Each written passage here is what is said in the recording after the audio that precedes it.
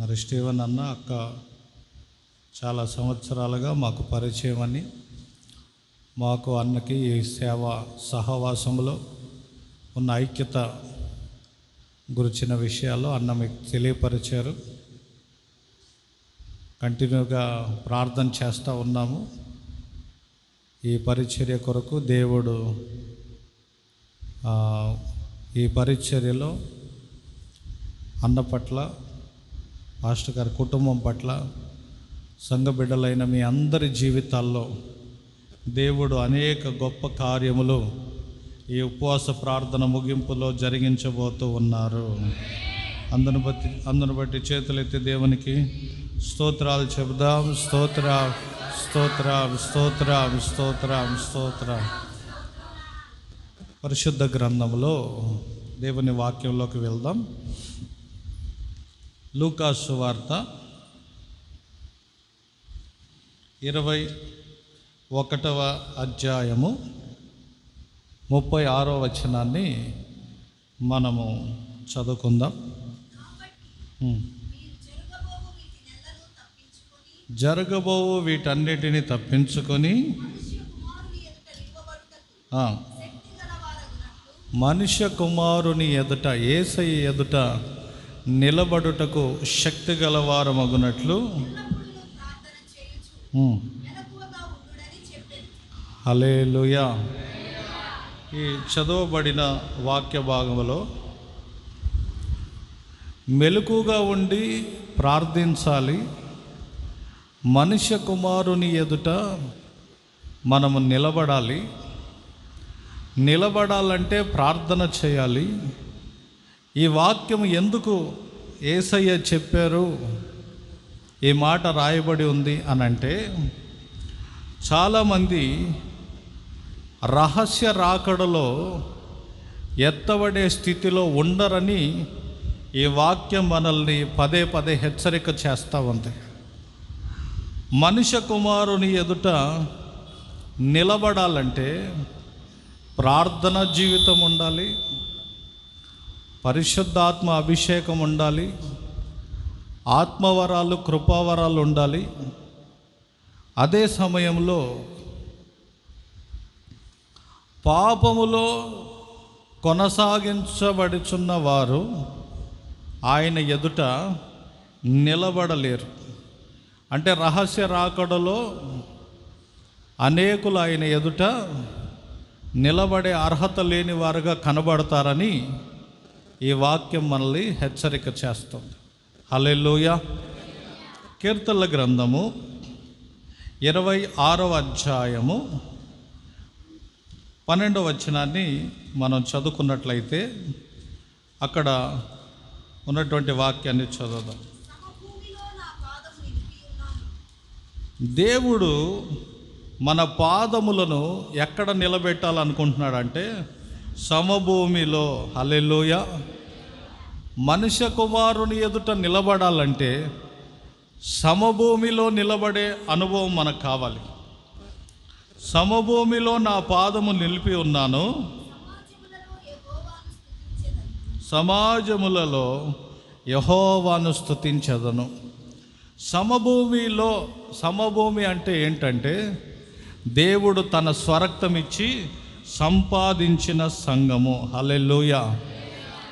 దేవుడు మనల్ని చీకట్లో నుండి ఆశ్చర్యకరమైన తన వెలుగులోకి తీసుకొని వచ్చి సంఘములో మనల్ని తీసుకొచ్చారు. తర్వాత 111వ కీర్తన 1వ వచనం, అక్కడ రాయబడిన వాక్యాన్ని కూడా మనం చదివితే, యథార్థవంతుల సభలో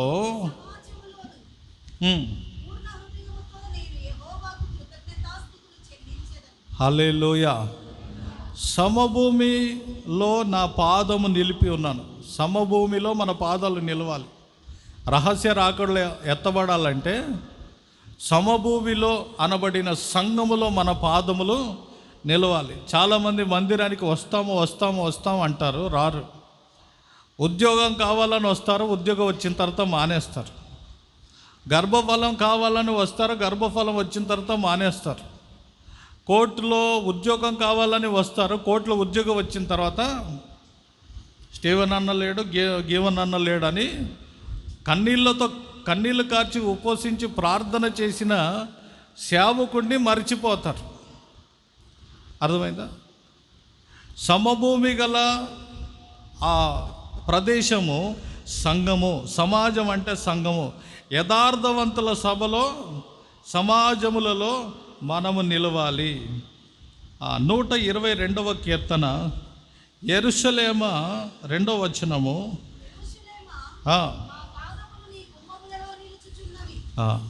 మన పాదములు ఎక్కడ నిలవాలంట? దుష్టుల ఆలోచన చెప్పున పాపుల మార్గాన నిలవక. కానీ ఎక్కడ నిలవాలంట మన పాదములు? సమభూమి అనే స్థలములో, సమాజములో, యథార్థవంతుల సభలో, దుష్టుల సాంగత్యము కాదు. అర్థమైందా? మన సహవాసము, మన పాదములు ఎక్కడ నిలబడాలంటే యెరూషలేము అనబడిన సంఘములో నిలవాలి. మోషేతో దేవుడు అంటున్నాడు, నువ్వు వచ్చి ఆ పర్వతం మీద నిలబడితే నా వెనకటి భాగమును నీకు చూపిస్తాను, నా మహిమను నువ్వు చూస్తావు. సత్యము అనే పునాది మీద కట్టబడిన సంఘములో మనము నిలవాలి. చాలామందికి సంఘము యొక్క విలువ తెలియదు. చాలామందికి సంఘం యొక్క విలువ తెలియదు. ఏమండి ఈ మధ్య మా మందిరానికి రావట్లేదు అంటే, మా బంధువులు చెప్పారు ఈ చర్చికి రావద్దు, వాళ్ళు ఏ చర్చికి వెళ్తున్నారో ఆ చర్చికి వెళ్దామని తీసుకెళ్ళారంట.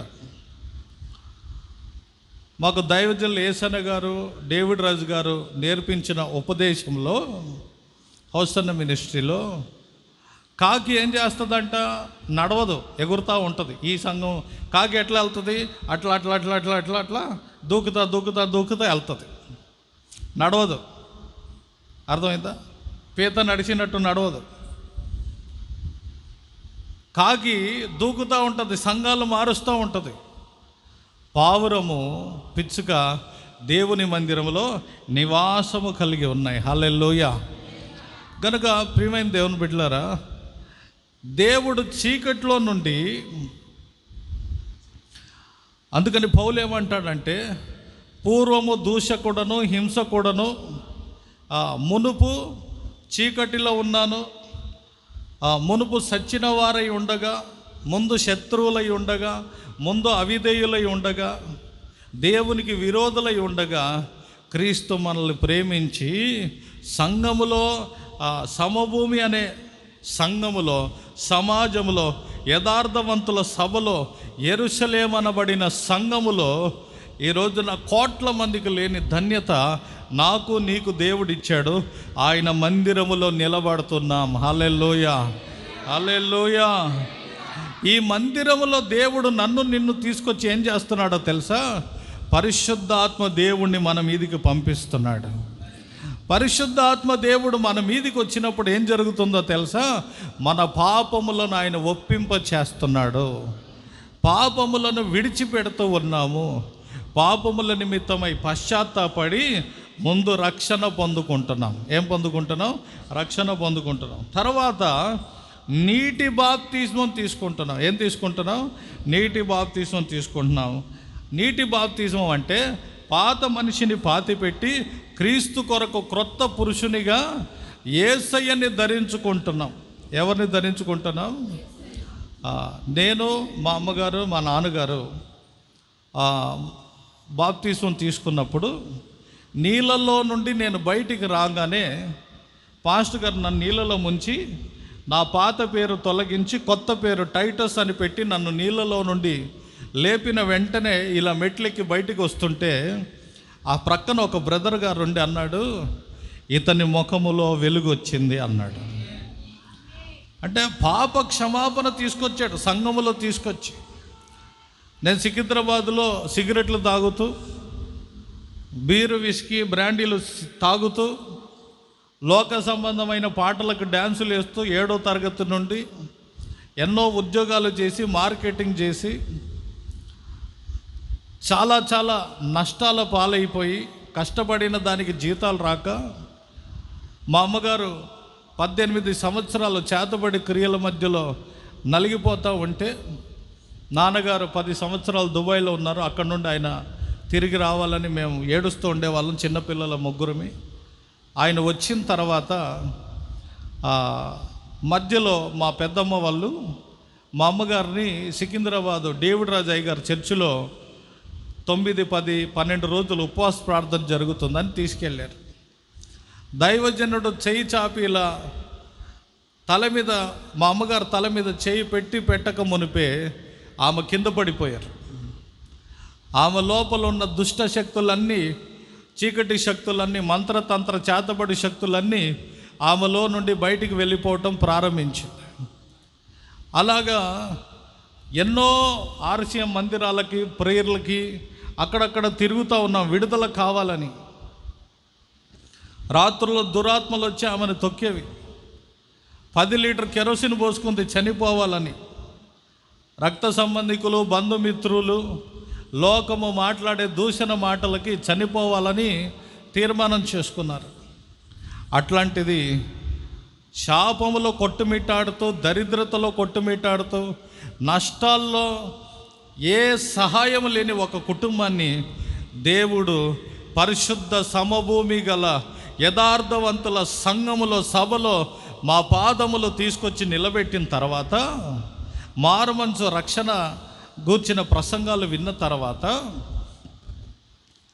ఒకరోజు యేసయ్య రక్తము శరీరము ఎప్పుడైతే మనం తిని త్రాగుతామో అప్పుడు నిత్య జీవ గలవారము అని మా అమ్మగారు ఎప్పుడైతే ఆ పాస్టర్ గారు చెప్పే వాక్యం విన్నారో, ఆమె బాప్తిస్మం తీసుకోకుండానే లైన్లో మోకాల మీద ఉంది. నేను చచ్చిపోతే నా 3 పిల్లలు ఏమైపోతారు అని చెప్పి,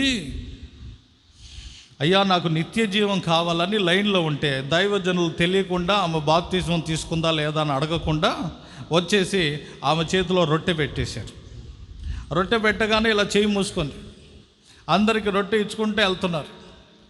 అప్పుడు రొట్టె అందిన వారు తినండి అని అంటే, అలా గుప్పిలు విప్పినప్పుడు అది బ్రెడ్ లాగా, రొట్టెలాగా లేదండి, యేసయ్య మాంసపు ముద్దలాగా ఉంది.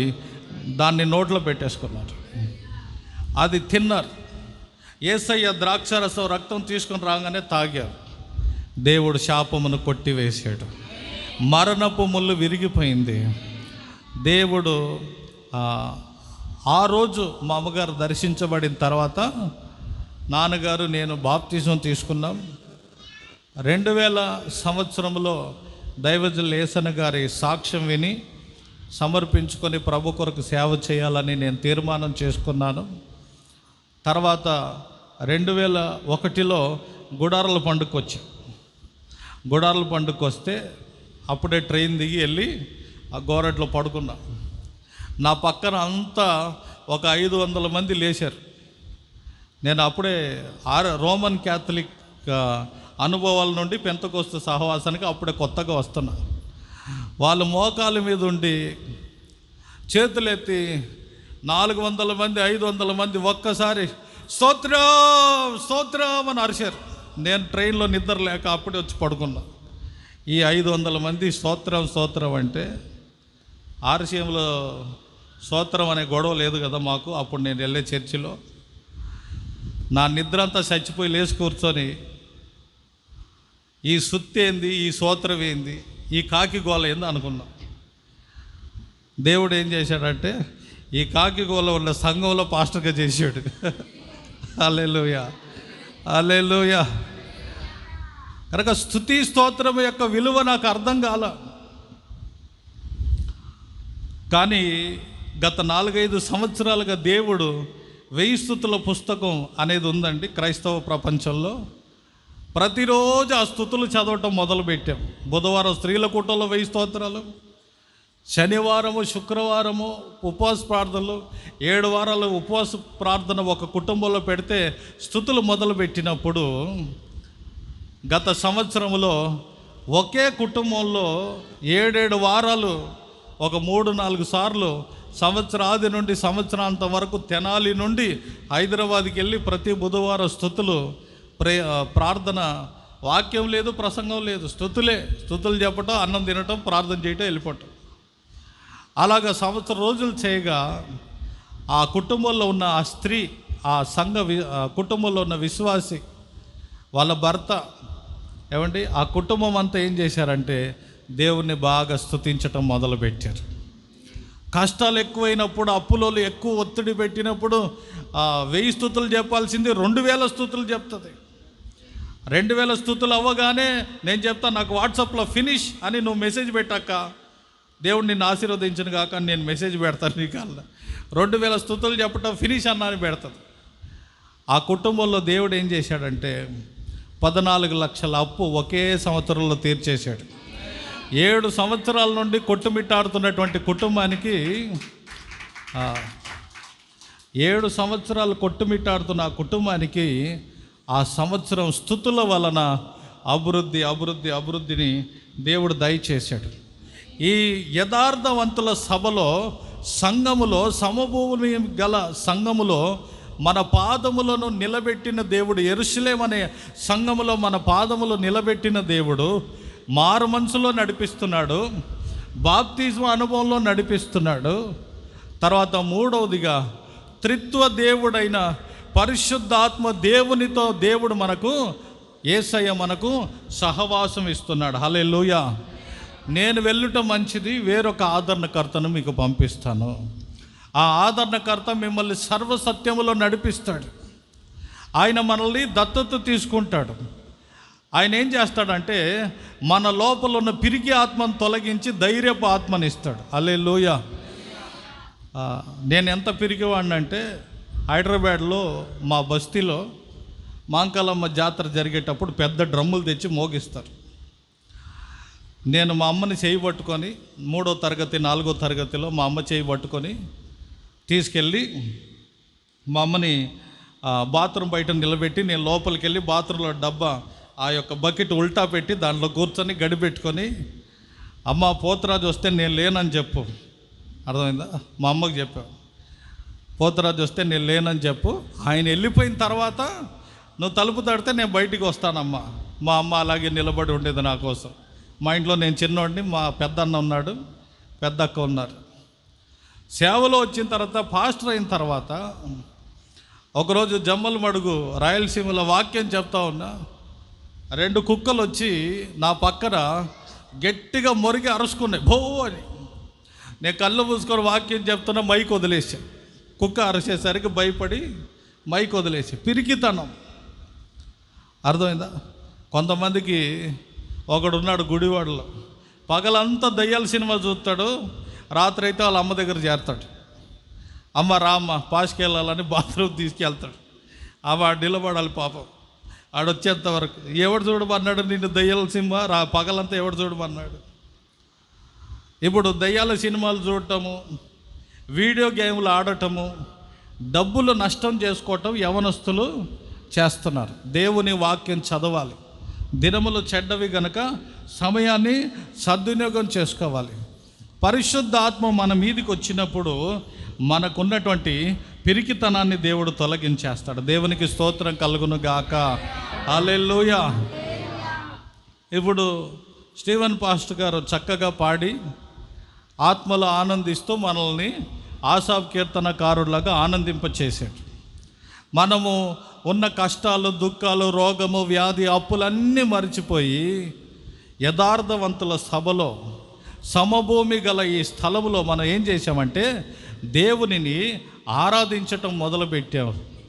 దేవుడు మనకిచ్చినటువంటి ఈ గొప్ప భాగ్యము, ఎంతోమంది కోట్ల కొలది ప్రజలకు లేని భాగ్యమును దేవుడు మనకిచ్చాడు. ఆయన తన సంఘములో మనల్ని నిలబెట్టుకున్నాడు. ఆయన ఎదుట కూడా మనం నిలబడాలని ఆశపడే దేవుడు ఆయన.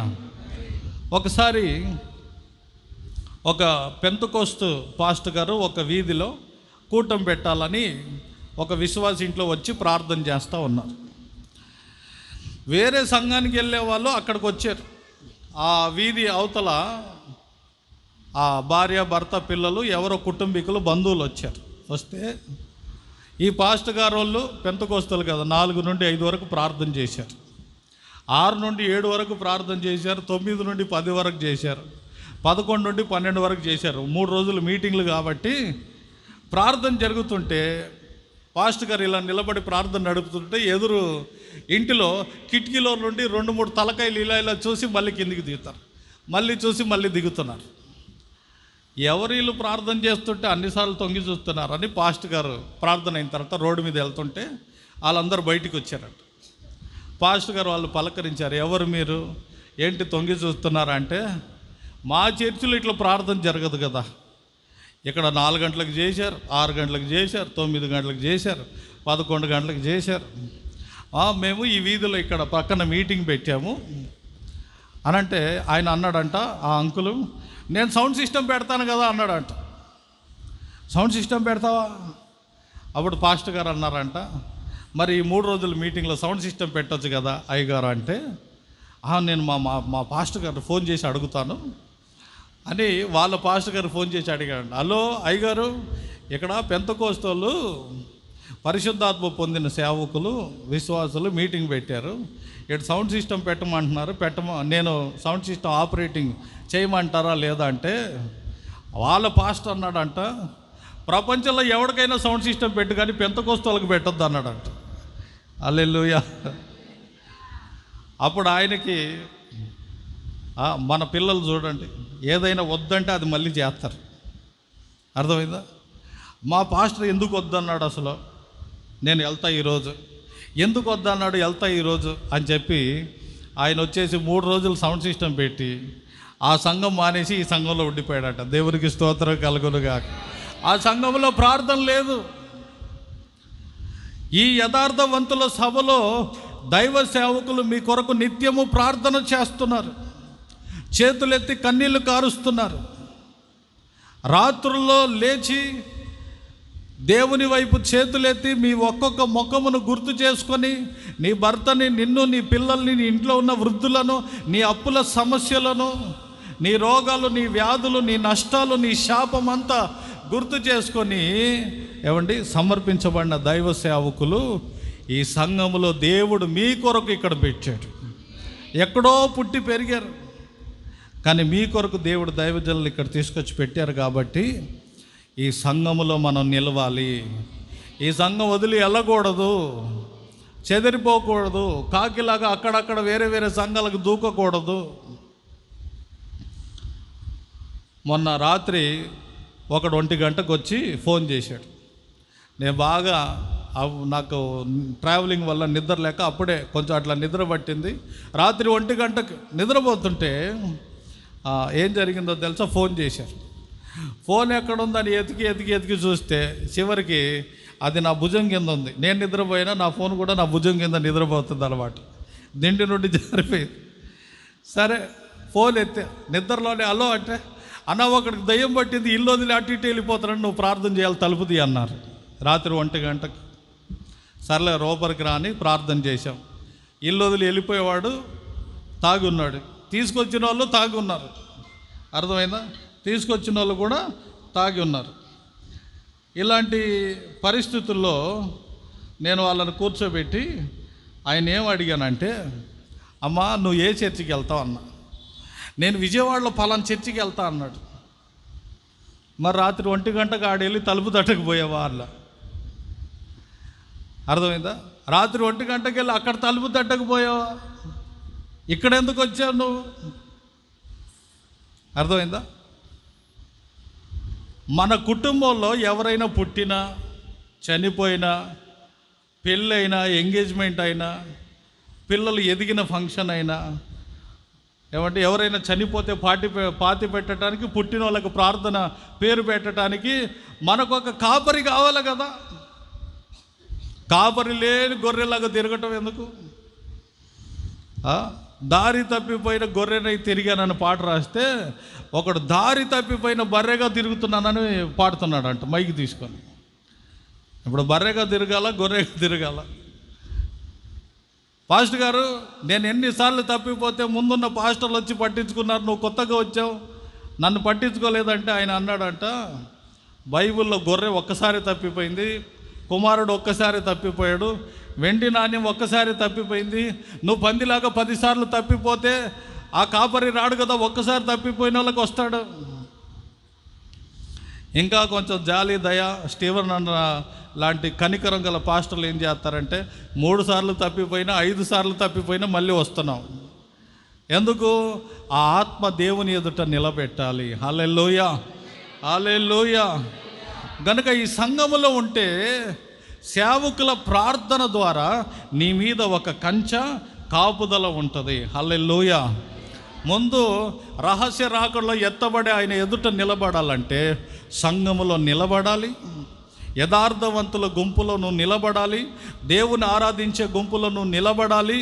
మారుమనసు, బాప్తిజమం, త్రిత్వ దేవుని పరిశుద్ధాత్మ అభిషేకము, అన్య భాషల గుర్తింపుతో నువ్వు అభిషేకాన్ని పొందుకోవాలి. హల్లెలూయా. ఇది దేవుని మనస్సులో ఉన్నటువంటి సంఘము గురించి పౌలు అంటాడు.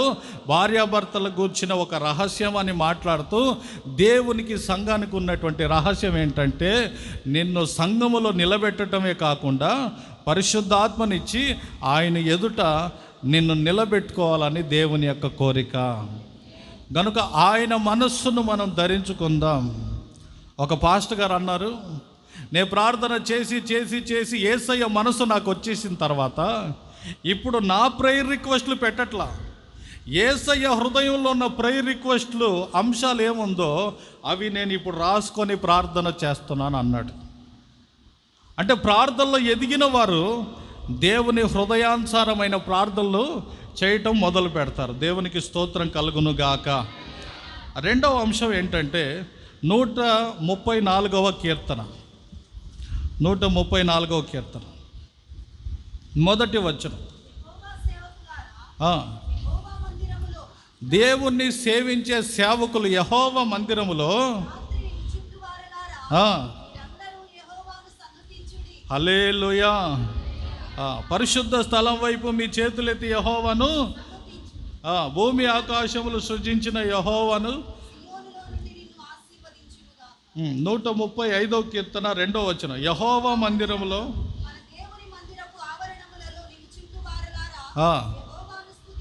హల్లెలూయా. కొంతమంది చర్చికి వస్తారు, ఆ బైబిల్ సెల్ ఫోన్ గట్టిగా పట్టుకుంటారు, అందరు చప్పట్లు కొట్టి ఆరాధిస్తుంటే పరుసు దేవుణ్ణి చేతులెత్తి స్తుతించరు, చప్పట్లు కొట్టి ఆరాధించరు, దేవుణ్ణి మహిమపరచరు. యెహోవా మందిరములో రాత్రుల్లో ఏం చేయాలంట? చేతులెత్తి రాత్రి వేళ ఆయన స్తుతించాలి. అందుకే దేవుడు మనకు సంపూర్ణ రాత్రి ఉపవాస ప్రార్థన పెట్టారు. కొంతమందికి సంపూర్ణ రాత్రి ఉపవాస ప్రార్థన ఎందుకో తెలుసా? పాస్టర్ గారు ఇంట్లో ఎట్లాగో నిద్ర పట్టట్లేదు కాబట్టి సంపూర్ణ రాత్రి ఉపవాస ప్రార్థనకు ఒక దిండి తెచ్చుకోవచ్చా, నేను ఒక దుప్పటి తెచ్చుకోవచ్చా? నేనన్న మంచమే తెచ్చుకోవాలి. ఒక ఆయన ప్రతి ఆదివారం వస్తాడు, ప్రతి ఆదివారం వచ్చి మేము స్తుతిస్తూ ఉంటాం, పాటలు పాడుతూ ఉంటాం, స్తోత్రాలు చెప్తుంటే కళ్ళు మూసుకొని ఇట్లా అంటాడు, కుర్చీలో కూర్చొని మళ్ళీ నోరు తెరిచి ఇట్ట అయిపోతాడు. వాళ్ళ భార్య అంటుంది, ఏంటమ్మా అయ్యగారు రాగానే నోరు తెరిచి నిద్రపోతున్నాడు, నన్ను చూడగానే ఆయనకి ఎందుకు నిద్ర వస్తుందని నేనంటే, చర్చికి వస్తే సైతాన్ ఎదురొస్తుందంటన్నమ్మా ఆయనకి అని చెప్తుంది. హల్లెలూయా. ఫ్యామిలీ దయ్యాలు పెట్టుకొని ఉన్నారు. ఒక ఆయనకి తల మీద చేయబెట్టి ప్రార్థన చేస్తే ఊగిపోతున్నాడు. అయ్యగారు నీకు కలలో పాములు వస్తాయంటే, సార్ నేను మా భార్యతో పడుకోనండి, నేను నా మంచంలో పడుకుంటే సోమవారం ఒక రంగు పాము వచ్చిద్ది, మంగళవారం ఇంకో రంగు పాము వచ్చిద్ది, బుధవారం ఇంకో రంగు పాము వచ్చిద్ది, 7 రోజులు 7 రంగుల పాములతో నేను పడుకుంటాను సార్ మంచం మీద, పాములే కనబడతాయి నాకు రాత్రుల్లో. అర్థమైందా? సర్ప సంతానం అని బైబిల్ ఎందుకు రాశారంటే, పరిశుద్ధాత్ముడు మన మీదికి వచ్చినప్పుడు సర్పశక్తుల ప్రభావం నుండి విడుదల పొందుకుంటాము, అపవిత్రమైన కళల నుండి విడుదల పొందుకుంటాం, చీకటి కళల నుండి మనము విడుదల పొందుకుంటాం. నువ్వు కళల్లో కూడా పరిశుద్ధపరచబడాలి, నువ్వు కళల్లో కూడా పరిశుద్ధపరచబడాలి. రాత్రి వేళ చేతులెత్తి ప్రార్థన చేయాలి. తర్వాత మొదటి తెస్సలోనిక పత్రిక 5వ అధ్యాయము 7వ వచనాన్ని మనం చదువుదాం.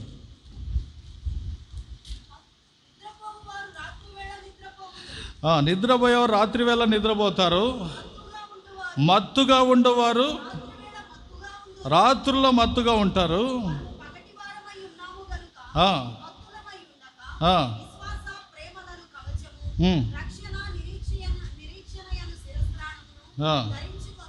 హల్లెలూయా.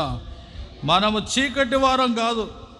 రాత్రి వేళ నిద్రపోయే వాళ్ళు నిద్రపోతారు కదా, మనం మత్తుగా ఉండకూడదు. మనం పగటి వారమై ఉన్నాము. పగటి వారమై ఉంటూ మత్తులుగా ఉండక దేవుణ్ణి ఆరాధించే ప్రజలుగా ఉండాలి. హల్లెలూయా. ఎఫెసీలకు రాసినటువంటి పత్రిక 5వ అధ్యాయం 14వ వచనంలో, అందుచేత నిద్రించుచున్న నీవు మేలుకొని మృతుల్లో నుండి లెమ్ము. హల్లెలూయా. ఒక పాస్టర్ గారికి కళ వచ్చిందంట. నేను ఒక తల్లిని అడిగా, అమ్మా ఇన్ని రోజులు ఉపవాసం ఉన్నావు కదా, దేవుడు ఏమైనా కళలు కానీ దర్శనాలు కానీ ఇచ్చాడా అంటే, పాస్టర్ గారు ఎదురింట ఆస్తి దేవుడు నాకు రాసి ఇచ్చాడు పాస్టర్ గారు, అదే నాకు వచ్చింది కళ అంటుంది. అర్థమైందా? ఏమొచ్చిందంట? ఎదురింట ఆస్తి. మళ్ళీ ఒకరోజు అడిగా, తల్లి ఏమైనా కళలు వచ్చినాయంటే, దేవుడు నాకు 3 చపాతీలు ఇచ్చాడు పాస్టర్ గారు కళలో. పాస్టర్ ఉన్నాడు, విశ్వాసులు ఉన్నారు, నేను ఎవ్వరికి ఇవాళ ఒక్కదాన్నే తినేశానండి అంటది. 3 రొట్టెలు తినేసిందంట. ఎప్పుడు నన్ను ఆశీర్వదించు, నా భర్తను ఆశీర్వదించు, నా పిల్లలు ఆశీర్వదించు, నా కుటుంబాన్ని దించు అంటారు. యోబు దించమనలా. యోబు తన స్నేహితుల కొరకు ప్రార్థన చేస్తే, రహస్యం, యోబు తన స్నేహితుల కొరకు ప్రార్థన చేస్తే యోబుని దేవుడు 2 అంతల మేలుతో నింపేశాడు. అంటే మనం ఆశీర్వదించబడాలంటే ఇతరుల కొరకు ప్రార్థన చేయటం మొదలు పెట్టాలి. హల్లెలూయా. ఒక పాస్టర్ గారు నిద్రలో ఉన్నప్పుడు కుడివైపు ఎడమవైపు 2 సచ్చిన శవాలు ఉన్నాయి. ఆ శవాల మధ్యలో నిద్రపోతున్నాడు. ఆ నిద్రలోనే కలలోనే దేవుడిని అడుగుతున్నాడు, అయ్యా నేను సచ్చిన శవాల మధ్యలో ఎందుకున్నాను? ప్రభు అంటున్నాడు, ఒక శవమేమో అక్రమము, ఇంకొక శవమేమో పాపము. అక్రమంతో నిండిన ప్రజల మధ్యలో, పాపముతో నిండిన ప్రజల మధ్యలో నేను నీకు సేవ ఇచ్చా. ఆ అక్రమాల నుండి, పాపముల నుండి దేవుడు వారిని విడిపించాలని ప్రార్థన చేసే సేవ నీకు ఇచ్చా. హల్లెలూయా.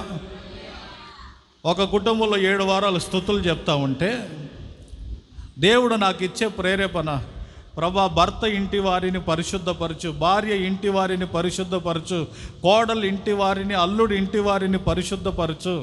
నెహెమ్యా అంటున్నాడు, మా పాపాలు క్షమించు, మా తల్లిదండ్రుల పాపాలు క్షమించు, మా పిల్లల పాపాలు క్షమించు, ఇశ్రాయేలీయుల పాపములు నేను ఒప్పుకుంటున్నా అని ప్రార్థన చేస్తూ ఉన్నారు.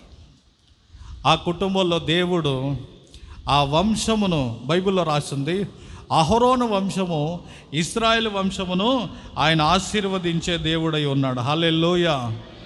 కనుక సంఘములో నిలబడి ఉన్న నీ జీవితంలో అక్రమం, పాపముతో నిండి ఉన్న ప్రజల మధ్యలో మనం ఉన్నాం. వాళ్ళ అక్రమాల నుండి, పాపం నుండి విడుదల పొంది ఆశీర్వదించబడాలని ప్రార్థన చేయటానికి దేవుడు మనకు పిలుపునిచ్చాడు. అందుకే సమాజములో సమభూమి గల యథార్థవంతుల సభలో మనల్ని నిలబెట్టాడు. రోమాపత్రిక 13వ అధ్యాయము 12వ వచనం, రాత్రి చాలా గడిచి పగలు సమీపంగా ఉంది కనుక మనం అంధకార క్రియలను విసర్జించి తేజో సంబంధమైన యుద్ధోపకరణములు ధరించుకోవాలి. ఏమేమి విడిచిపెట్టాలంట?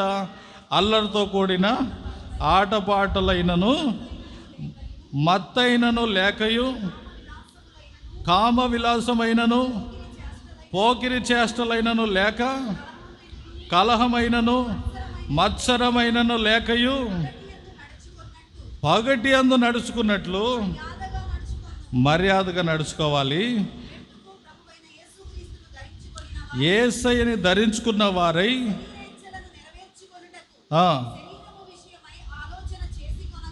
హల్లెలూయా. శరీర ఇచ్చలను విసర్జించాలంట. అల్లరితో కూడిన ఆటపాటలు, మత్తైనను, కామ విలాసైనను, పోకిరి చేష్టలైనను, కలహమైనను, మత్సరైనను లేక పగటి వారి వలె నడుచుకోవాలి మర్యాదగా. దేవునికి స్తోత్రం కలుగును గాక. హల్లెలూయా. మరి అన్న పాట పాడినప్పుడు వెలుగు సంబంధులైన దీపము వలె దీపస్తంభం మీద మమ్మల్ని నిలిపేవయ్యా అని పాడారు.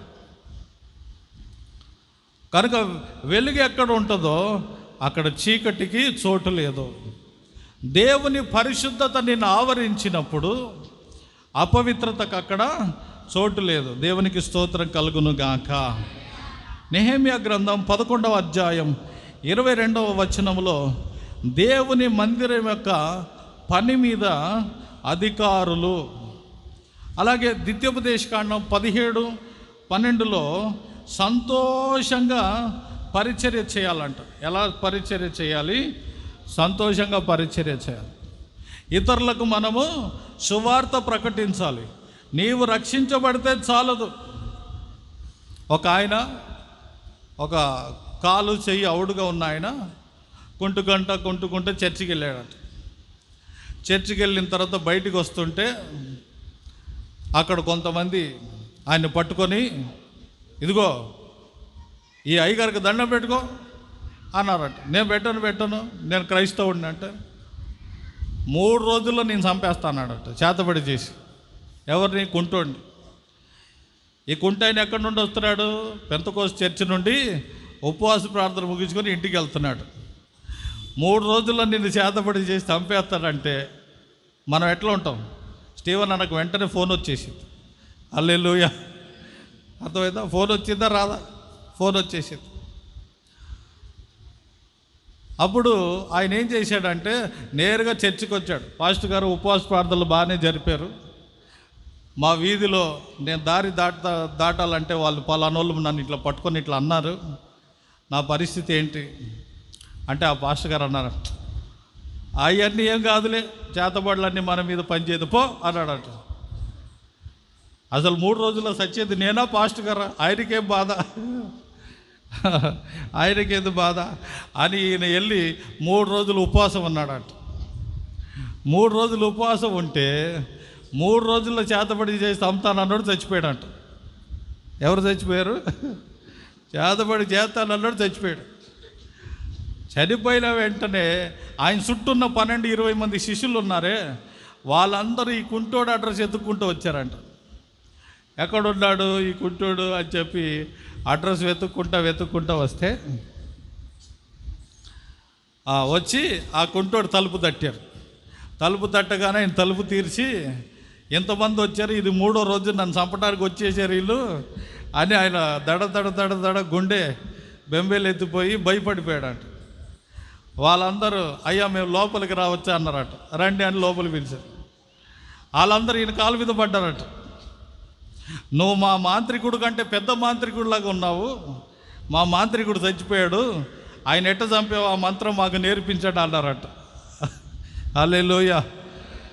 అప్పుడు ఆయన అన్నాడంట, మంత్రాలు నేర్పిస్తారండి పోదామని పెంతకోస్తు చర్చికి తీసుకొచ్చాడట. చర్చికి తీసుకొస్తే ఆ 12-20 మంది మారుమనసు పొంది రక్షించబడిపోయారు. ఇప్పుడు ఆయన ఉండి సేవలోకి వచ్చేసాడు. ఈ కుంటి ఆయన జపాన్లో, చైనాలో, అమెరికాలో, సింగపూర్లో ఎక్కడైనా చేతబడులు చేస్తే పెద్ద పాస్టర్లు ఈయనకి ఫ్లైట్ టికెట్ రిజర్వేషన్ చేయటం, పంపేయటం. ఈయన అక్కడికి వెళ్తాడు, ఈ గోడ పగలు కొట్టండి, దీంట్లో బొమ్మ పెట్టారు అంటాడు, ఈడ గుంటలో ఇది ఉంది అంటాడు, ఎక్కడెక్కడ చేతబడి చేశారు అవన్నీ తీస్తాడు, ప్రార్థన చేస్తాడు, అన్ని కుటుంబాలకు విడుదల కలుగుతుంది. 3 రోజుల్లో చచ్చిపోతారని భయపడిన వాడు ఇప్పుడు 1000 మందికి ఆశీర్వాదకరంగా మారిపోయాడు. హల్లెలూయా. కనుక ఈ ఉపవాస ప్రార్థనలో ఫాస్టింగ్ లేకపోయినా ఈ ప్రార్థనలకు వచ్చి మీరు వెళ్ళారు చూడండి. ఈ 10 రోజులు జరిగింది కదా, సేవకులు కన్నీళ్లతో ప్రార్థన చేశారు కదా. ఈ సంఘానికి విరోధంగా, మీకు విరోధంగా ఏ ఆయుధము వర్ధిల్లదు. హల్లెలూయా. జయము కలగబోతూ ఉన్నది. కనుక సంతోషంగా మనం ఏం చేయాలి? ఇతరులకు సువార్త ప్రకటించాలి. మూడవ అంశం ఏంటంటే నెహెమ్యా గ్రంథం 4వ అధ్యాయం 13వ వచనాన్ని మనం చదువుదాం.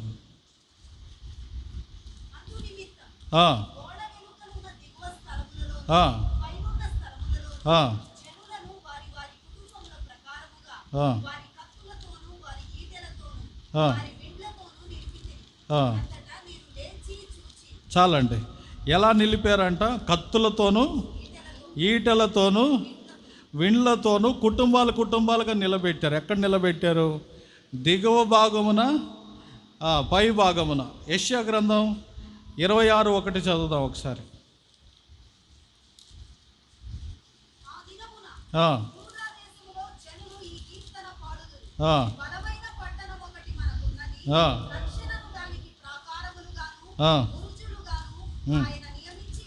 హల్లెలూయా. రక్షణను ప్రాకారముగా నిలబెట్టిన దేవుడు ఈ ఉపవాస ప్రార్థనలో మనల్ని బలపరుస్తూ ఉన్నాడు. చూడండి, మరి ఎప్పుడైతే నువ్వు ప్రార్థన స్టార్ట్ చేస్తావో, అర్థమైందా? ఎప్పుడైతే నువ్వు ప్రార్థన స్టార్ట్ చేస్తావో సైతాన్ గడికి భయం, దేవుని రాజ్యం కట్టబడిపోద్ది. ఎప్పుడైతే నువ్వు ఉపవాసం ఉంటావో, నెహెమ్యా గ్రంథంలో 4వ అధ్యాయం 7వ వచనంలో సన్బోలటోను, టోబియో, అరాబీయులు, అమోనీయులు, అష్టోదీయులు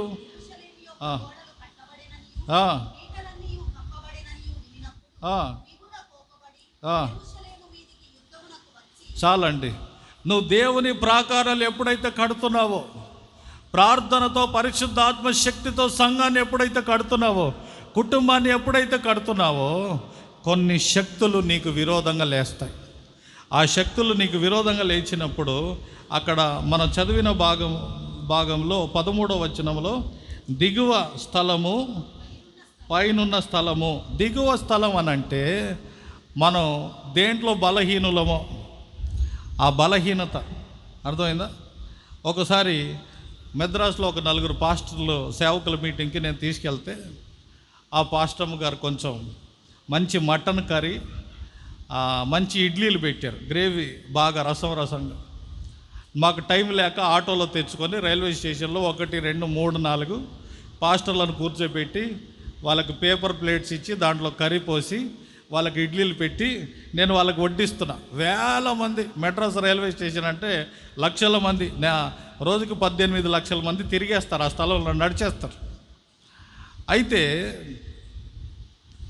నేను వాళ్ళకి ఇడ్లీ పెట్టి కర్రీ పెడుతుంటే ఒక తల్లి పొట్టిగా, సన్నగా, నల్లగా, బాగా బొట్టు పెట్టుకొని, ఆమెకి మటన్ కర్రీ అంటే చచ్చిపోద్ది అనమాట.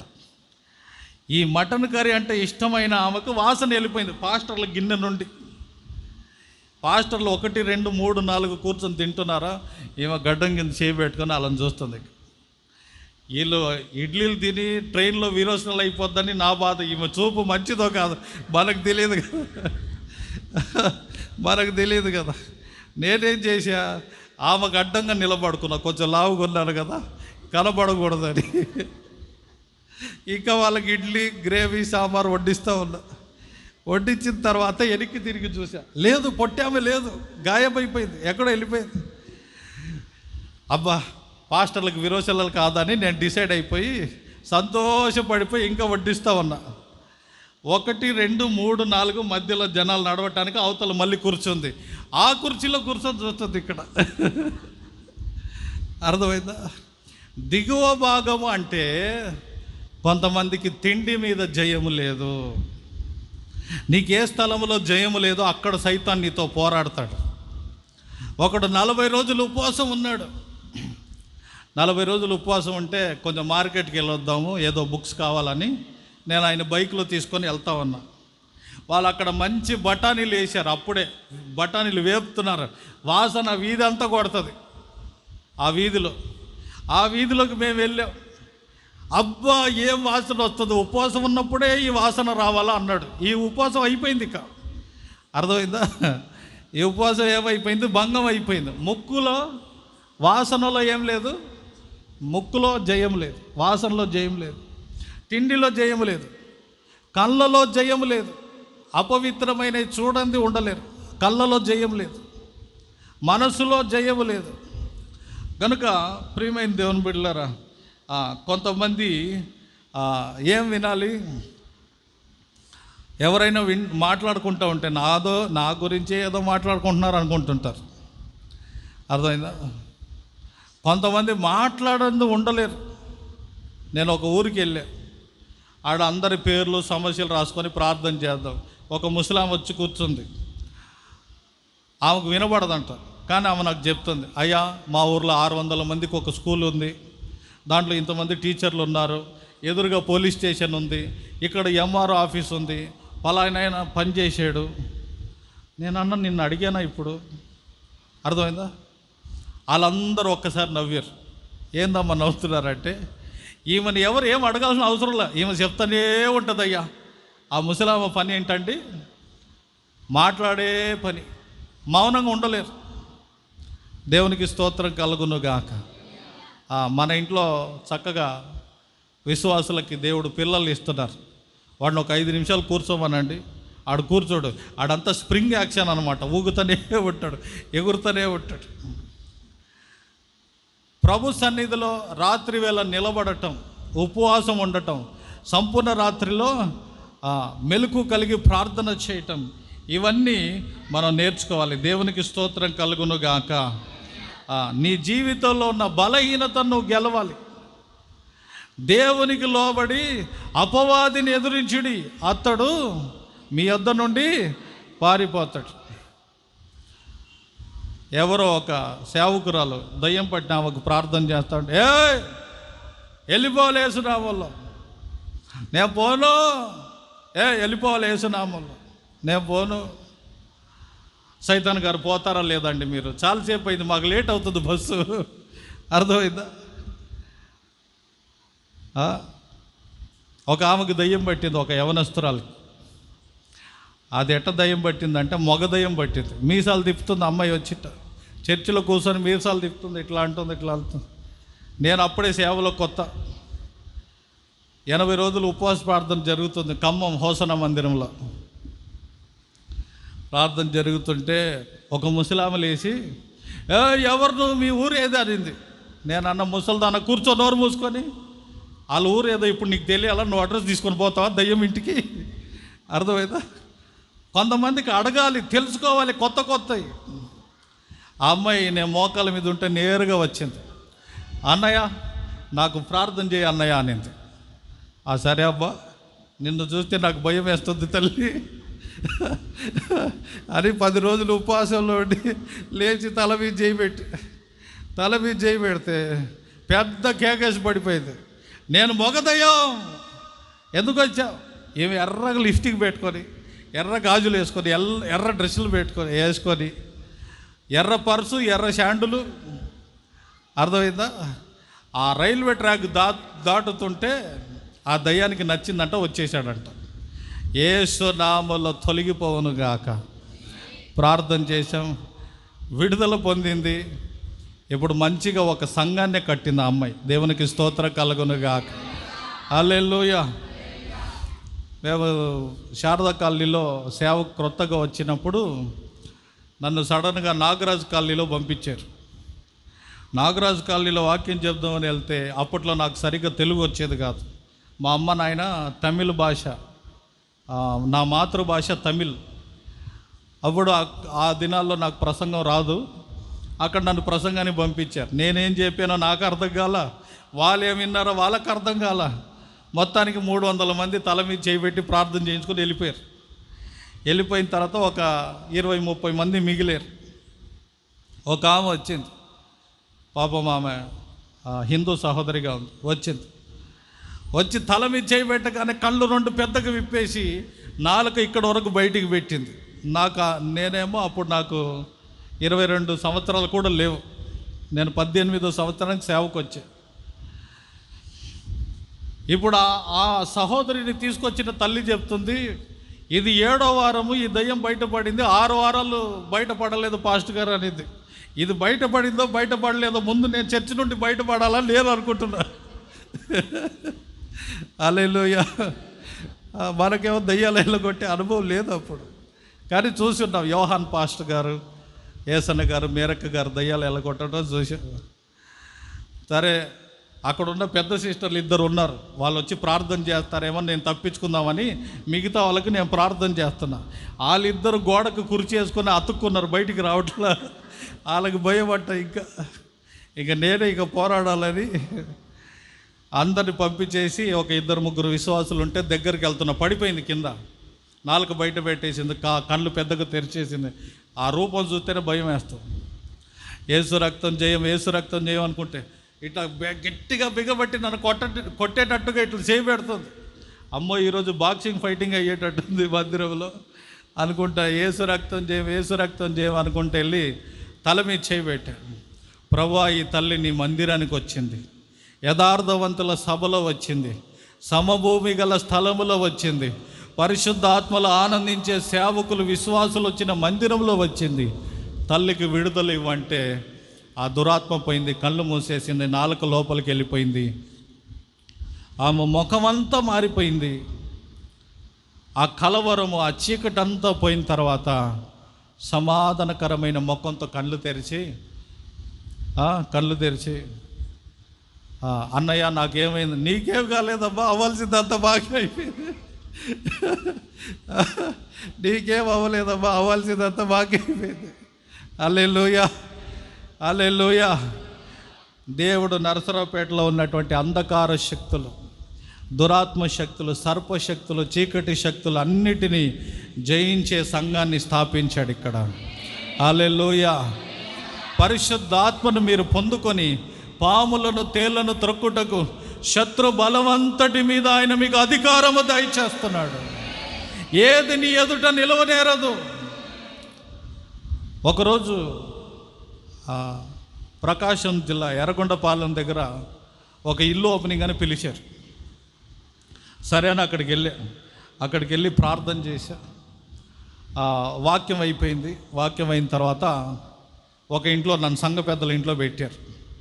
వాళ్ళ కులం వేరు, నా కులం వేరు. మనకు కుల గొడవ వచ్చింది ఆంధ్రాలో, ఏం చేద్దాం ఇండియాలో. ఆమె వచ్చింది, ఇల్లు ఓపెనింగ్ చేసుకున్న ఆమె వచ్చింది. పాస్టర్ గారు బయటికి రానింది. అమ్మో, మన కులం ఏమైనా తెలిసిందా, కొడతారేమో నా భయం. బయటికి పిలిచారు, బైబిల్ తీసుకొని బయటికి వెళ్ళగానే చాలామంది, ఒక 70 మంది బైబిళ్ళు పట్టుకొని, అయ్యా మేము ఇల్లు ఓపెనింగ్కి రాలా, నిన్ను చూడటానికి వచ్చామంటారు వాళ్ళు. నేనే వాళ్ళు కొడతారేమో బయటికి వాళ్ళు అంటారు మీరు మాకు ప్రార్థన చేయండి అని. దేవుడు నాకు ఇస్తున్న వాక్యం ఏంటంటే, పాములను తేళ్లను త్రొక్కుటకు శత్రు బలవంతటి మీద మీరు మాకు అధికారం ఇచ్చారు యేసయ్య అని ఒక్కొక్క తల మీద చేయి పెడితే రౌండ్ తిరుగుతున్నారు, పడుతున్నారు. 40 మంది పడిపోయారు. వాళ్ళు ఒక్క నిమిషం బయటికి పిలిచారు. వీళ్ళందరినీ పడిపోయిన వాళ్ళని లేపి మళ్ళీ ప్రార్థన చేయడానికి 1.5 గంట పట్టింది నాకు. ఒక్క నిమిషం బయటికి పిలిచారు వాళ్ళు. ఇప్పుడు ఆ కుటుంబాలన్నీ విడుదల పొంది మంచి ప్రార్థనా మందిరంలో విశ్వాసులుగా కొనసాగుతున్నారు. హల్లెలూయా. కనుక ఈ ఉపవాస ప్రార్థన ముగింపులో దేవుడు ఒక గొప్ప అభిషేకాన్ని మీకు ఇచ్చి, స్టీవెన్ అన్నని, అక్కని, అలాగే మిమ్మల్ని అందరినీ కూడా మీ ప్రార్థన ద్వారా దేవుడు గొప్ప కార్యాలు చేసి, ఏ విషయంలో మీరు వీక్గా ఉన్నారో ఆ బలహీనతను జయించటానికి దేవుడు మీకు అధికారం దయచేస్తున్నాడు. రెండవది పైనున్న స్థలం అంటే శత్రువు మనల్ని గెలిచే ఆ పరిస్థితులు. గొలియాతు, దావీదుకి విరోధంగా గొలియాతు వచ్చాడు. కనుక నీకు విరోధంగా ఉన్న ఆ గొప్ప ఆయుధాన్ని నువ్వు గెలవటానికి దేవుడు నీకేం చేయబోతున్నాడంటే మర్మములను పరిశుద్ధాత్మ ద్వారా నీకు బయలుపరచబోతూ ఉన్నాడు. హల్లెలూయా. మా యుద్ధ ఉపకరణాలు మామూలువి కాదు, దేవుని ఎదుట దుర్గములను పడద్రోయగలిగిన యుద్ధోపకరణాలు. 4వదిగా సంఖ్యాకాండం 16వ అధ్యాయం 48వ వచనంలో ఒక వాక్యాన్ని మనం చదువుదాం. త్వరగా చదువు.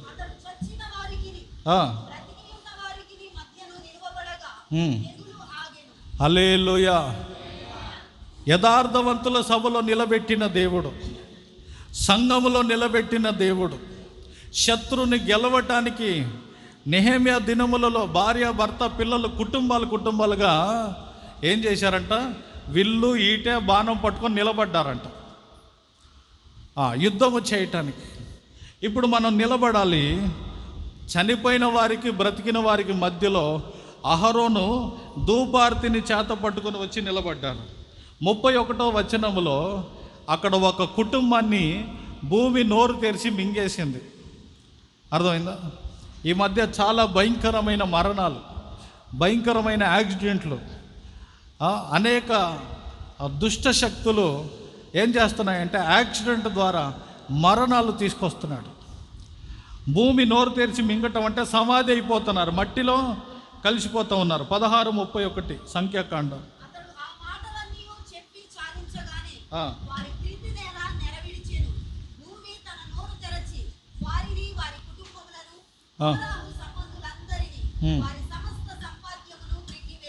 చూడండి, వాళ్ళ కుటుంబాలని, కోరహుని, పిల్లల్ని, భార్యల్ని, సంపద సమస్తం. సైతాన్గాడు ఎందుకు వస్తున్నాడు నీ ఇంటికి? వాడు ఎందుకు వస్తాడంట? దోచుకోవటానికి, నాశనం చేయటానికి, కీడు చేయటానికి, హత్య చేయటానికి వస్తాడు. అయితే మరి మనము నిలబడాలి, ప్రార్థనలో నిలబడాలి, చనిపోయిన వారికి బ్రతికిన వారికి మధ్యలో నిలబడాలి. 31వ వచనాన్ని మనం చదివాం. 35వ వచనం చదువు.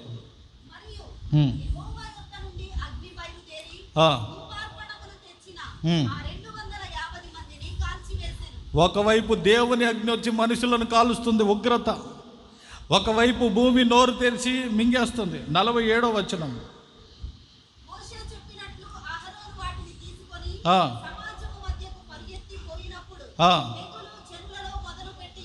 హల్లెలూయా. ఏం తీసుకెళ్ళాడు? బలిపీఠం మీద నుండి నిప్పును తీసుకొని ధూపార్తిని చేత పట్టుకొని బ్రతికిన వారికి చచ్చిన వారికి మధ్యలో వెళ్ళిపోయాడు. తెగుళ్ళు వచ్చేసింది. ఒకవైపు దేవుని అగ్ని వచ్చేసింది, ఒకవైపు భూమి నోరు తెరిచి మింగేస్తుంది, ఒకవైపు తెగులు వచ్చేసింది.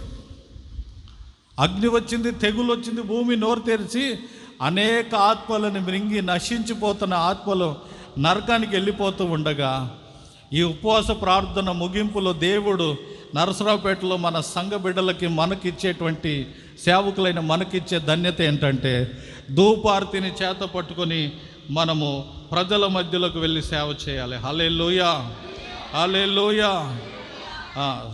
కనుక మన చేతిలో ధూపార్తి ఉండాలి, ప్రార్థన ఉండాలి.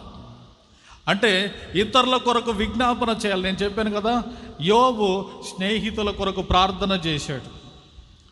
మనం ఎదుటివారి ఆశీర్వాదం కొరకు ప్రార్థన చేయాలి, ఎదుటివారి విడుదల కొరకు ప్రార్థన చేయాలి. ధూపార్తి అంటే ధూపార్తిలో ఏముంటుంది? నిప్పులు ఉంటాయి. నిప్పు అంటే అన్య భాషలు. ప్రార్థన చేసేటప్పుడు అన్య భాషలతో మనం ప్రార్థన చేయటం మొదలుపెట్టినప్పుడు అనేక తలుపులు తెరవబడతాయి. ఇత్తడి తలుపులు పగలగొట్టి, ఇనుప గడియలు విరగొట్టి, రహస్య స్థలాల్లో ఉన్న ధనాన్ని, నిధులను దేవుడు మీకు దయచేస్తాడు. ఈ 1000 స్తుతులు ప్రతిరోజు స్తుతించటం వలన 14 లక్షల అప్పు తీరింది.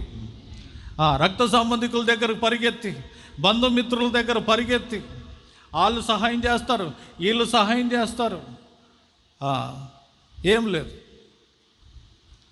మనం ప్రార్థించాలి. ఒక భార్య భర్త సైకిల్ మీద ఎక్కి సేవ చేస్తూ ఉంటే యోహాన్ పాస్టర్ గారు అన్నారు, ఊరికి తిరగటం ఎందుకురా? చాగలమరి అనే ప్రాంతంలో, రాయలసీమలో ఊరికే భార్యను సైకిల్లో ముందు కూర్చోబెట్టుకొని తిరిగేది కాదు సేవ. నువ్వు మందిరంలో కూర్చొని ప్రార్థన చేయి, నీ దగ్గరికి దేవుడు ఆత్మల్ని తీసుకొస్తాడు. వాళ్ళు అలాగే సేవ చేశారు, వారు అలాగే సేవ చేశారు. మీకు ఒక మాట చెప్తా. వినకొండలో పాస్టర్ మార్క్ గారు అని సేవ చేస్తూ ఏసన్న గారి దగ్గరికి వచ్చాడు. వచ్చి, ఏసన్న గారు స్థలాన్ని కొనాలి మందిరానికి, సగం డబ్బులు ఉన్నాయి, ఇంకా సగం మీరు ఇస్తే కొని రిజిస్టర్ చేస్తాము అన్నాడు. ఏసన్న గారు అన్నారు, నువ్వు నేను ఇప్పుడు సింగపూర్కి వెళ్తున్నా, వెళ్ళొచ్చిన తర్వాత నన్ను కలవమన్నాడు. అంటే ఏసన్న గారు సింగపూర్కి వెళ్తే కానుకలు వస్తాయి, రాగానే చర్చికి పెద్ద అమౌంట్ ఇస్తారు, స్థలం కొని రిజిస్టర్ చేస్తామని ఈయన వెళ్ళిపోయాడు. ఏసన్న గారు మీటింగ్లు ముగించుకొని వచ్చాడు. రాగానే ఈయన వచ్చేసి అక్కడ శారద కాలనీ ఆఫీస్లో ఉన్నారు. ఉండగా ఏసన్న గారు బయటకు వచ్చారు, అందరికి ప్రార్థనలు చేస్తూ ఉంటే ఈయన కూడా వచ్చాడు. ఏంటి మార్కు వచ్చామంటే, అన్న మరి వినుకొండ స్థలము డబ్బులు కావాలి కదా, సింగపూర్ వెళ్ళొచ్చిన తర్వాత మీరు ఒకసారి వచ్చి కలవమన్నారు, కలుద్దామని వచ్చాను అన్నాడు. ఏసన్న గారు కుర్చీలో కూర్చుని ఆయన లేచి నిలబడి 2 చేతులు ఇలా పెట్టి రా కలుసుకుందాం రా అన్నాడంట. కలుసుకుందాం రా అంటే మార్క్ పాస్ట్ గారు కూడా మీలాగానే నవ్వి, ఏసన్న గారు జోకేస్తున్నాడు బాగానే అని ఆయనకు కూడా నవ్వేసేసి, మార్క్ అన్న కొంచెం పొట్టిగా ఉంటాడు, వెళ్ళిపోయి ఏసన్న గారిని వాటేసు మళ్ళీ వదిలేసిన తర్వాత సెకండ్ ఇచ్చి కలుసుకున్నాంగా ఇక పోయి వందనాలు అన్నాడంట. మళ్ళీ మార్క్ అన్న నవ్వి వెళ్ళిపోయాడు. వినుకొండ వెళ్ళిపోయి మోకాళ్ళ మీద ఉండి, ప్రభా ఏసన్న గారు కలుసుకుందాంరా అని కలిసి నన్ను పంపించేసాడు, దీనికి డబ్బులు కావాలని ప్రార్థన చేస్తే విశ్వాసులు ఎవరో కానుక తెచ్చిచ్చారంట. ఆ స్థలం రిజిస్ట్రేషన్ తీసి కాగితం తీసుకెళ్ళి ఏసన్న గారికి ఇచ్చారంట. ఇప్పుడు స్టీవెన్ అన్న మేమంతా హోసన్న మినిస్ట్రీలో ఏం నేర్చుకున్నామంటే విశ్వాసముతో ప్రార్థన చేయటం నేర్చుకున్నాం. మేము అడిగిన వెంటనే కట్టలు ఇవ్వాలి ఏసన్న గారు. అర్థమైందా? కలుసుకుందాం రా అన్నాడు. హల్లెలూయా. విశ్వాసంతో ప్రార్థన చేసి పొందటం, ధూపార్తిని చేత పట్టుకొని అన్య భాషలతో ఇతరుల కొరకు మనం విజ్ఞాపన చేయాలి. 5వ అంశం 37వ అధ్యాయము 1వ వచనం, యెహెజ్కేలు గ్రంథము. అప్పుడు ప్రవక్తని దేవుడు తీసుకొని వెళ్ళి ఎండిన లోయలో నిలబెట్టాడంట, ఎండిన లోయలో త్రిప్పాడంట, ఎండిన ఎముకలున్న లోయలో ప్రవచనము పలుకు, సేవకుడా మాట్లాడు అన్నాడంట. ఒక తల్లి నాకు చెప్పారు, ప్రార్థన చేసేటప్పుడు అంట ఆర్థిక ఇబ్బందులుంటే తూర్పు నుండి సమృద్ధి వచ్చును గాక, ఉత్తర దక్షిణ పడమర నుండి నా ఇంటిలో సమృద్ధి వచ్చును గాక అని ఏం చేయాలి? ప్రార్థన చేయాలి. ఇలా నువ్వు ప్రార్థన చేయి. ప్రభువా, ఇజ్రాయేల్ ప్రజలు అరణ్య యాత్రలో ఉన్నప్పుడు తూర్పు గాలి, పడమర, ఉత్తర, దక్షిణ గాలి చేత భయంకరమైన పూరేళ్ళు పక్షులను తీసుకొని వచ్చి వాళ్ళ పాలెము మొత్తము 3 అడుగులు ఎత్తు చుట్టూ పడేశారు కదా, వాళ్ళు తిన్నారు కదా, వారు తిని తృప్తి పొందారు కదా. కనుక సమృద్ధిని ఆయన మనకు పంపిస్తాడు, సమృద్ధిని ఆయన పంపిస్తాడు. ఎవరు మనకు గుప్పిలు విప్పి గొప్ప సహాయం ఇస్తారో మనకు అర్థం కాదు. ప్రతి విషయంలో కృతజ్ఞతాస్తుతులు చెల్లించాలి అని రాయబడి ఉంది తెస్సలోనిక పత్రికలో.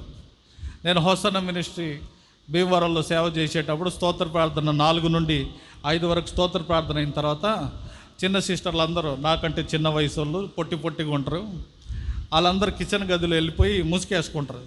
సిస్టర్లు అందరూ మంచిగా ముసుకేసుకొని ఉప్పిచ్చిన దేవునికి స్తోత్రం అంటే ఒక ఆమె చెప్తుంది, ఇక మిగతా వాళ్ళు స్తోత్రం అంటారు. కారం ఇచ్చిన దేవునికి స్తోత్రం అంటే మిగతా చిన్న స్తోత్రం. గ్యాస్ బండి ఇచ్చిన దేవునికి స్తోత్రం అంటే స్తోత్రం అంటారు. అది చూసి నేను కింద పడి నవ్వే, భయంకరంగా నవ్వే. ఈ పొట్టి సిస్టర్లు, ఈ చిన్న సిస్టర్లు ఉప్పు కోసం కూడా స్తోత్రం చెప్పాలా?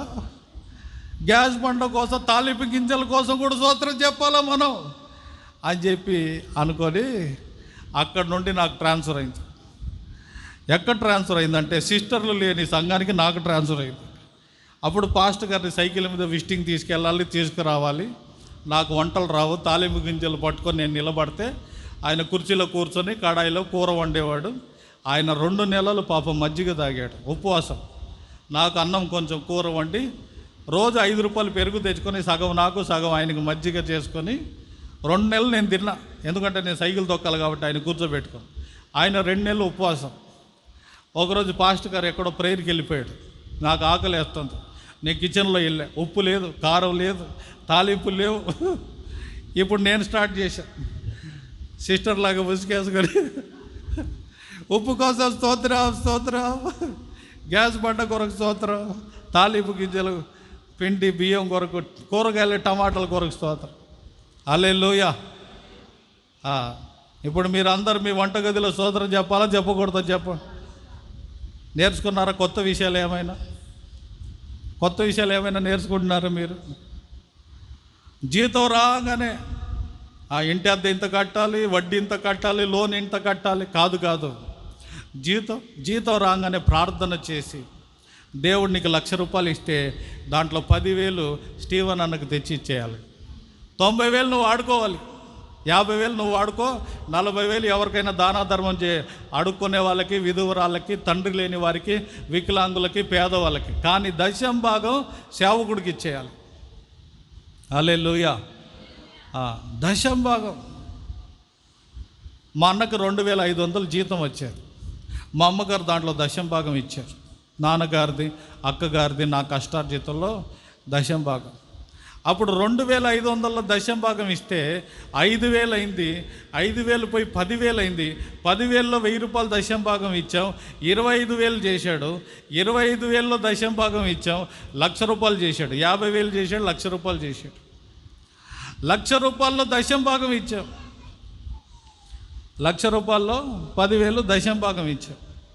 10% ఇస్తే దేవుడు ఏం చేశాడు? 2,50,000 చేశాడు జీతం. మీరందరూ ఈ ఉపవాస ప్రార్థనలో తీర్మానం చేసుకోవాలి. నీ కష్టార్జితం వచ్చిన వెంటనే దేవునికి మొదట 10% తీయాలి.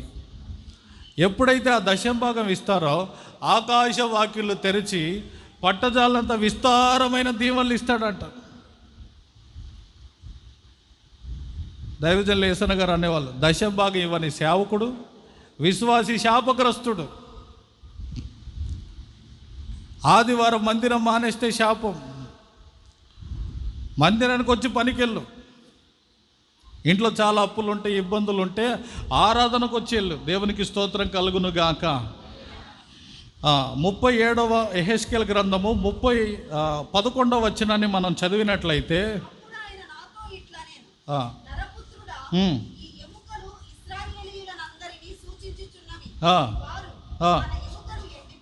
మన ఎముకలు ఎండిపోయాను, ఆ ఆశలన్నీ పోయినాయి, విఫలమైపోయినాయి. చూడండి, మన ఎముకలు ఎండిపోయింది. శరీరంలో ఆరోగ్యం లేదు, బీపీ, షుగర్లు, థైరాయిడ్లు, రకరకాలైన రోగాలు. మన ఆశలు విఫలమైపోయింది. వాళ్ళు డబ్బులు ఇస్తారు, వీళ్ళు డబ్బులు ఇస్తారు, అప్పు తీరిద్ది, అత్త మామగారు స్థలం ఇస్తారు, ఇల్లు ఇస్తారు అనుకున్నాం. వాళ్ళు చచ్చిపోయారు, మోసం చేసి మా రక్త సంబంధికులు, బంధుమిత్రులు తీసేసుకున్నారు. అర్థమైందా? మా బ్యాంక్ అకౌంట్ ఎండిపోయింది. మా శరీరంలో ఆరోగ్యం లేదు. ఏంది అంటే 7% ఉంది, రక్తం మొత్తం అయిపోయింది. సైతాన్ గాడు రక్తం పీల్చేస్తున్నాడు, ఆరోగ్యము అనారోగ్యంగా మారుస్తున్నాడు. మా ఎముకలు ఎండిపోయాను, ఆశల విఫలమాయను, మేము నాశనం అయిపోయాము. ఆ స్థితిలో ఉన్నటువంటి కుటుంబాల మధ్యలో దేవుడిచ్చే ప్రవచన వాక్యం ఏంటంటే, నరపుత్రుడా ప్రవచించు, ఎండిన ఎముకలకు జీవము కలుగునుగాక, నరాలు వచ్చునుగాక, మాంసం వచ్చునుగాక, చర్మం వచ్చునుగాక, జీవాత్మను వారి మీద పరిశుద్ధాత్మను కుమ్మరిస్తాను. కనుక నువ్వు పరిశుద్ధాత్మ పొందితే ఆ కుటుంబం యొక్క పరిస్థితి మారిపోతుంది. దేవునికి స్తోత్రం కలుగునుగాక. ఆ శాపములన్నీ తొలగిపోతాయి, శాపములన్నీ తొలగిపోతాయి. దేవుడు ఈ సంవత్సరము పాస్టర్ గారిని, అలాగే విశ్వాసులైన మిమ్మల్ని ఎక్కడ తీసుకెళ్ళబోతున్నాడో తెలుసా? ఎండిపోయిన రక్త సంబంధికుల దగ్గరికి, ఎండిపోయిన వీధుల్లోకి, ఎండిపోయిన పట్టణాల్లోకి, ఎండిపోయిన సంఘాల్లోకి, ఎండిపోయిన సేవకులు, విశ్వాసుల జీవితంలోకి మిమ్మల్ని తీసుకెళ్ళి మీరు అక్కడ ప్రవచించి ప్రార్థించినప్పుడు పరిశుద్ధాత్మ సహాయము ద్వారా ఓ గొప్ప సైన్య సమూహము మీరు సిద్ధపడుతూ యేసయ్య ఎదుట అనేకులు నిలబడేటట్లుగా దేవుని ఆత్మక్రియ జరిగించబోతూ ఉన్నది. హల్లెలూయా, హల్లెలూయా, హల్లెలూయా. యెహెజ్కేలు గ్రంథము 22వ అధ్యాయం 30వ వచనం.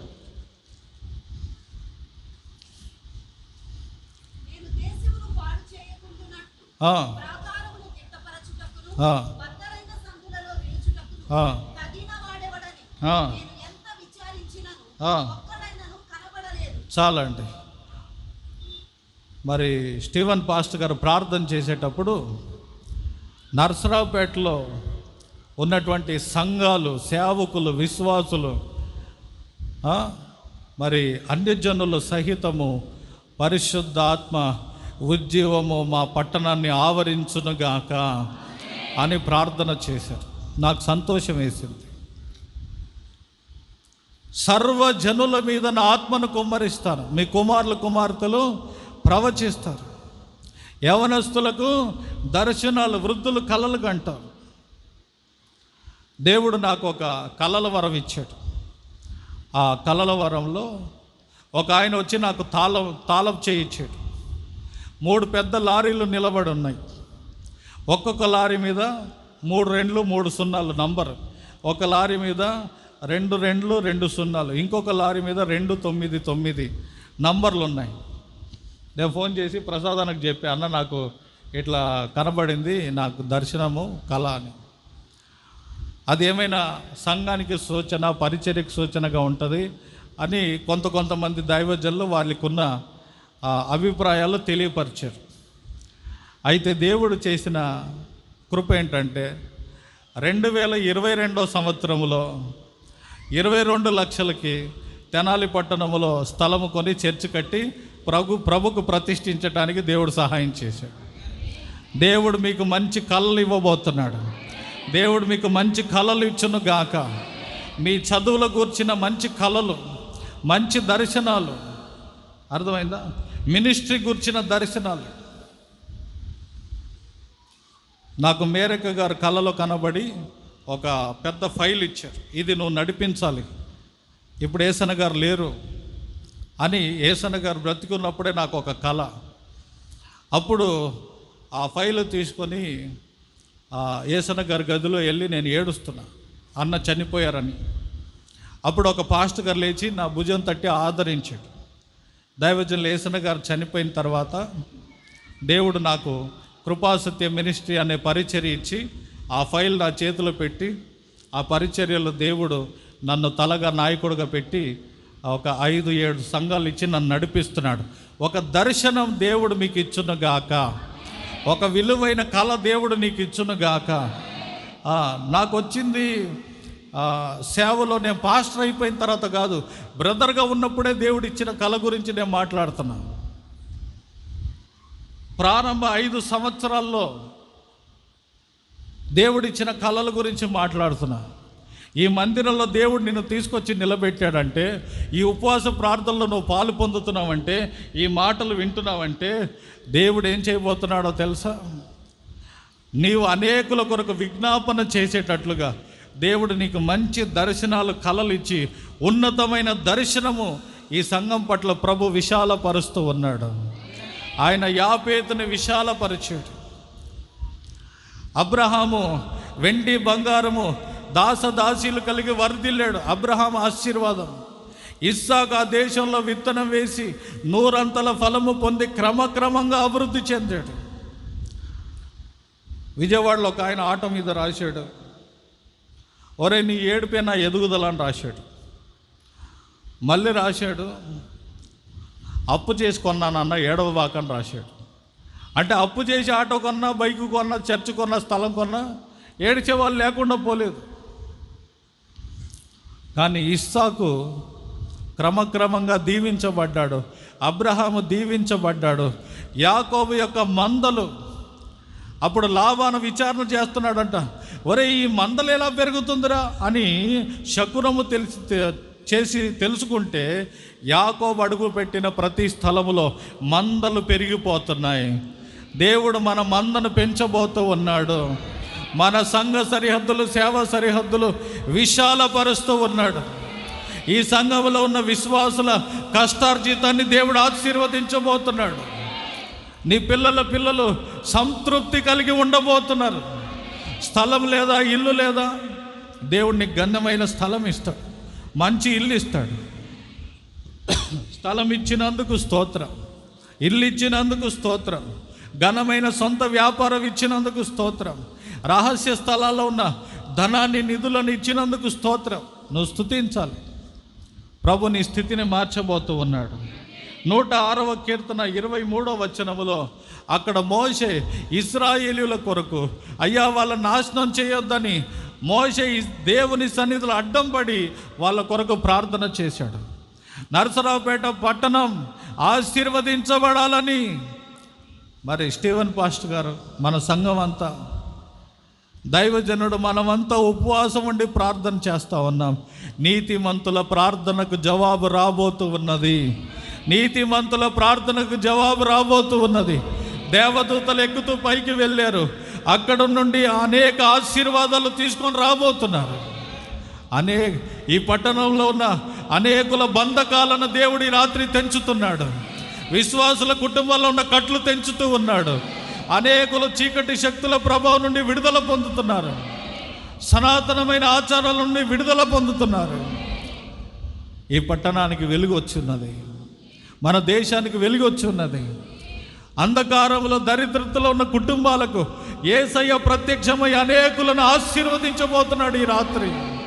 కనుక పరిశుద్ధాత్మ శక్తి మన మధ్యలో బలముగా క్రియ చేయబోతాం. అందరూ లేచి నిలబడి ప్రార్థన చేసుకుందాం. హల్లెలూయా. నేను దేశమును పాడు చేయకుండానట్లు ప్రార్థన చేస్తానయ్యా. ప్రార్థనాత్మను